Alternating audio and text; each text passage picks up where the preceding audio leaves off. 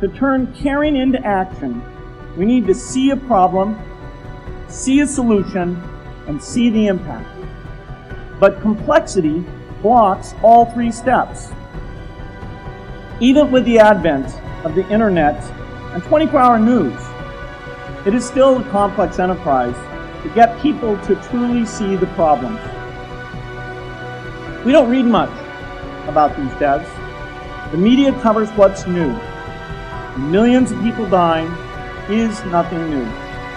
So it stays in the background where it's easy to ignore. But even when we do see it or read about it, it's difficult to keep our eyes on the problem. It's difficult to look at suffering if the situation is so complex that we don't know how to help. And so we look away. If we can really see a problem, which is the first step, we come to the second step. Cutting through the complexity to find a solution. Finding solutions is essential if we want to make the most of our caring. If we have clear and proven answers, anytime an organization or individual asks, "How can I help?" then we can get action, and we can make sure that none of the caring in the world is wasted. Cutting through complexity to find solutions runs through 4 predictable stages.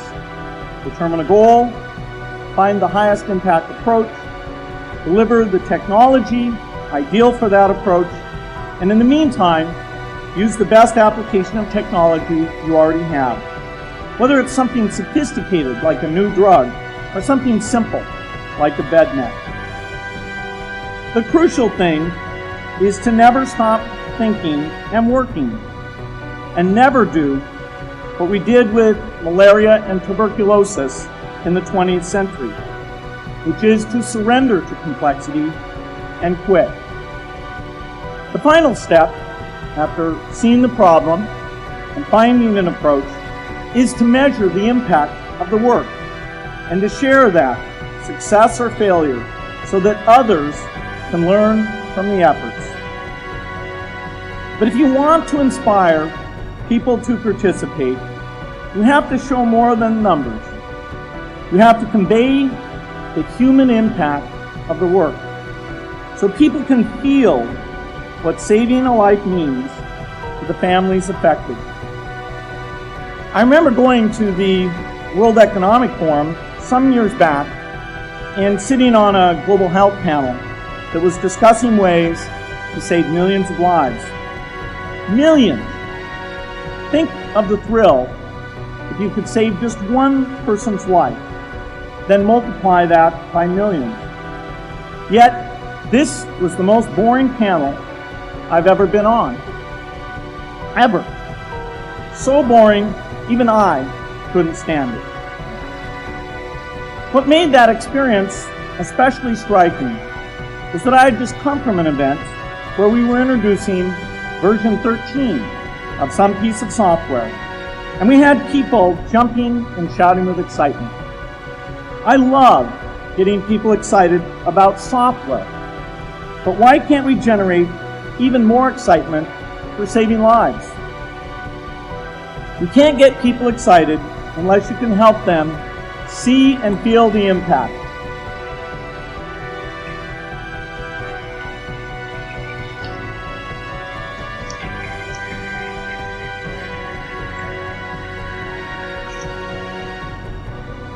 The way to do that is another complex question.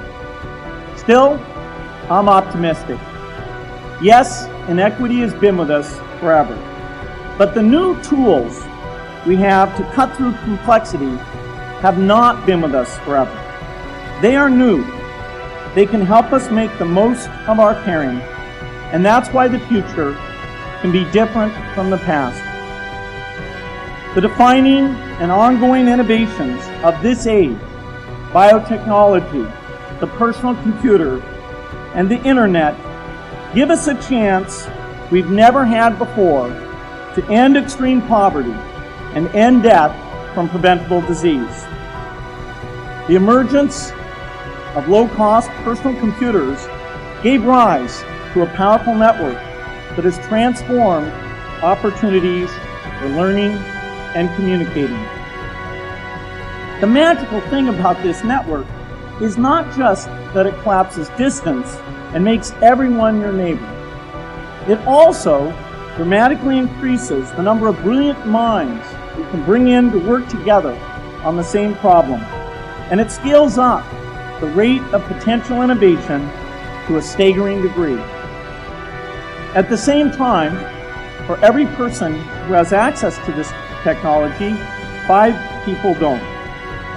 That means many creative minds are left out of this discussion.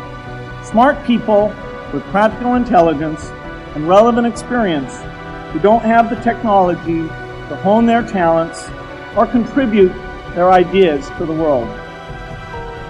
We need as many people as possible to gain access to this technology, because these advances are triggering a revolution in what human beings can do for one another.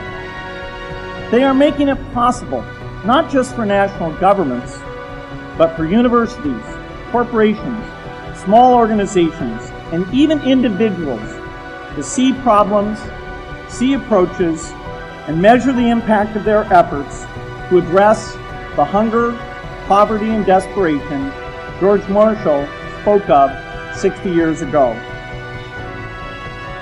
Should the world's most privileged learn about the lives of the world's least privileged?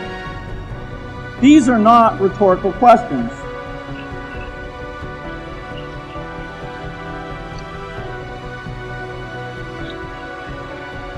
You will answer with your policies. My mother, who was filled with pride the day I was admitted here, never stopped pressing me to do more for others. A few days before I was married, she hosted a bridal event at which she read aloud a letter about marriage that she had written to Melinda. My mother was very ill with cancer at the time, but she saw one more opportunity to deliver her message. And at the close of the letter, she said, "From those to whom much is given, much is expected."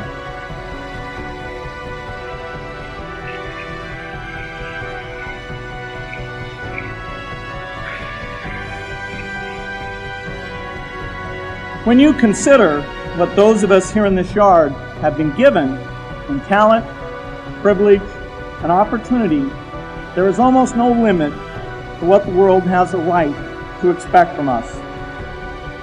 In line with the promise of this age, I want to exhort each of the graduates here to take on an issue, a complex problem, a deep inequity, and become a specialist on it. If you make it the focus of your career, that would be phenomenal. But you don't have to do that to make an impact. For a few hours every week, you can use the growing power of the internet to get informed, find others with the same interests, see the barriers, and find ways to cut through them. Don't let complexity stop you.